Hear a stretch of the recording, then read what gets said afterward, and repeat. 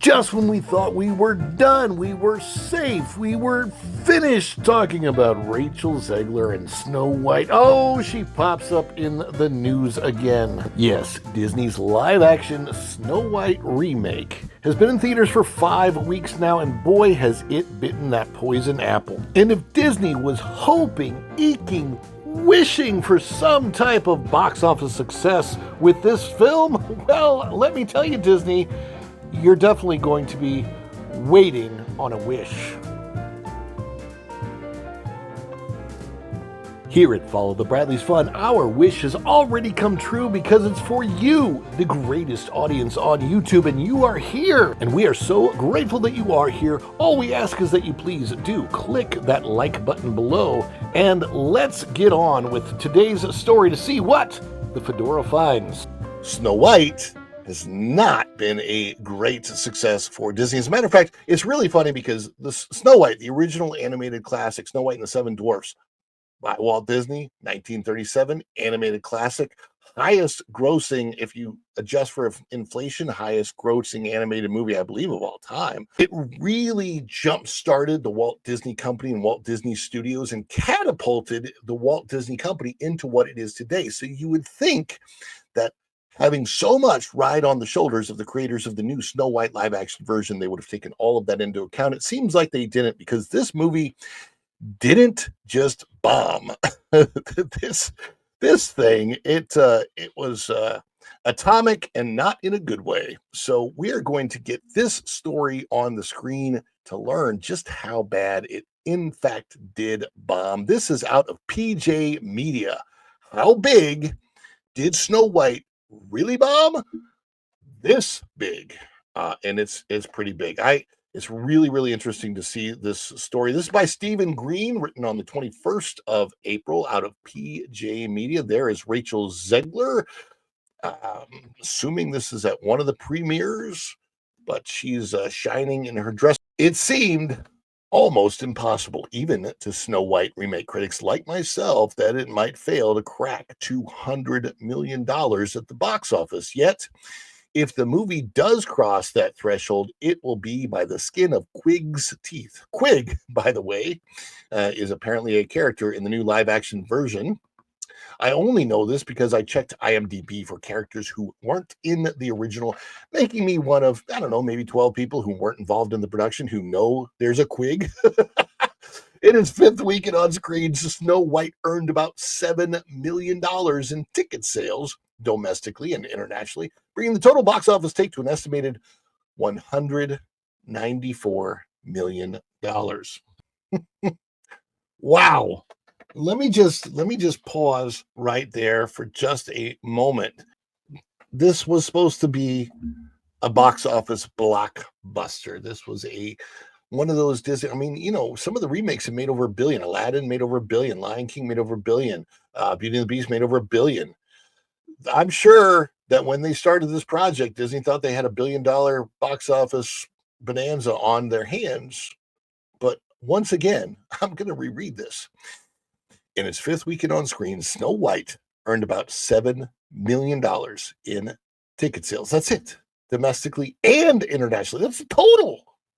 Bringing the total box office take to an estimated $194 million. The film cost an estimated $270 million after tax credits, plus another $70 to $100 million to market, and probably needs $625 million after theaters take their cut just to break even. Now, I'm going to argue that number because my guess is that hidden costs in the production and hidden costs in the marketing and all the reshirts and the ballooning, my guess is it cost closer to upward between $400 and $450 million total cost to make this thing. So I'm thinking that it has to make $800 to $900 million at the box office to break even. And this thing's not going to make it back in toy sales, in Disney Plus revenue, and this is never going to make back its money. Period. It's just not. It's not just a flop. It is a super flop. Oof. That's actually written in the article. Oof. While Snow White floundered, Disney announced that the live-action remake of Tangled was on hold. Right. While not officially canceled, the studio has given zero indication when or even if development will resume. In box office terms, live action remakes aren't any different from any other genre. Some do well, some break even, some, like Snow White, flop. Creatively, though, each one reveals Hollywood's creative bankruptcy, just as the endless parade of superhero movies and their diminishing returns financially and creatively does. Worse, live action remakes are unnecessary. Animation has a timeless, netherworld charm to it that photorealistic CGI and animals and dwarves simply cannot. For all of the online chatter, Snow White could have done much better, and just a handful of different decisions made early in the movie's production would have made all the difference. First, a flick like Snow White has no business costing $320 million to produce, even if a $50 million UK tax credit brought Disney's cost down to $270 million. But a movie musical shouldn't be a third of $1 billion extravaganza, particularly not one aimed at the Disney princess set. The live action Snow White reboot should have been a $125 million movie at best. All Disney had to do was hire some real dwarves instead of those demented CGI escapees from the uncanny valley. They could have used practical sets instead of a green screen heavy production that star Rachel Zegler in particular seemed ill at ease with. Maybe they could have insisted on a script that didn't go all in on woke, reportedly, before the rewrites, and socialism for the reshoots. From what I understand, they went all in on the far left. Finally, Disney could have avoided the bad press by getting back to doing what movie studios used to do for every release. Keep the actors tightly scripted during all appearances, now including online, until the picture is on the silver screens. Reportedly, Snow White's budget-busting reshoots were needed to plug holes blasted out of the script by Zegler's off-script remarks. The film might still have sucked, but at least it would have cost a reasonable amount to produce and not had so much bad buzz going for more than a year before its release. That is true. Not only more than a year, it goes all the way back to comments made by Zegler in the fall of 2022, 2023, 2024, 2025, almost 3 years worth of bad press, basically. Shoot a kiddie flick that doesn't suck for $125 million, promote it for another $50 million, then count the profits as Snow White soars to a $400 or even $500 million box office. It probably would have made more if they just would have remade the original Snow White in live action, used real little people actors, and maybe expanded on the story of Snow White and the Prince, because it's clear to me that they had met before. They could have expanded on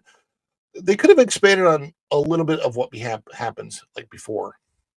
So in the animated film, there's quite a bit of stuff that they skip, of story beats that they could have included in a live action.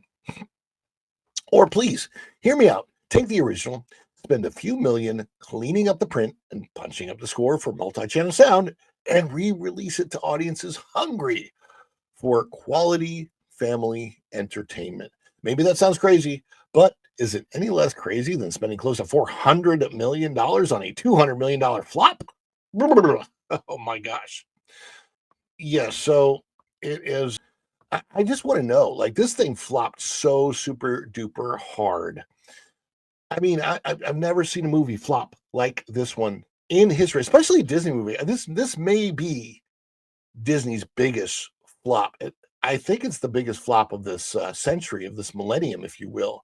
Not 100% sure. I'd have to go check the records against other flops that they've had, and they had some pretty bad ones in the early 2000s. But this one's going to really, really hurt Disney, and they need to put more money back in the parks. But what are your thoughts? Please let us know in the comments below. What do you think of Rachel Zegler? What do you think of Snow White? How big of a flop is this in your mind? Are you like me? Are you willing to forgive Rachel Zegler if she were to say that she's sorry for all of this? Are you willing to forgive Disney if they say that they made the mistakes and they're sorry for the mistakes they made? Because I am. I'm a forgiver. Let us know down in the comments. Let us know before you go out the door. And thank you for coming in today.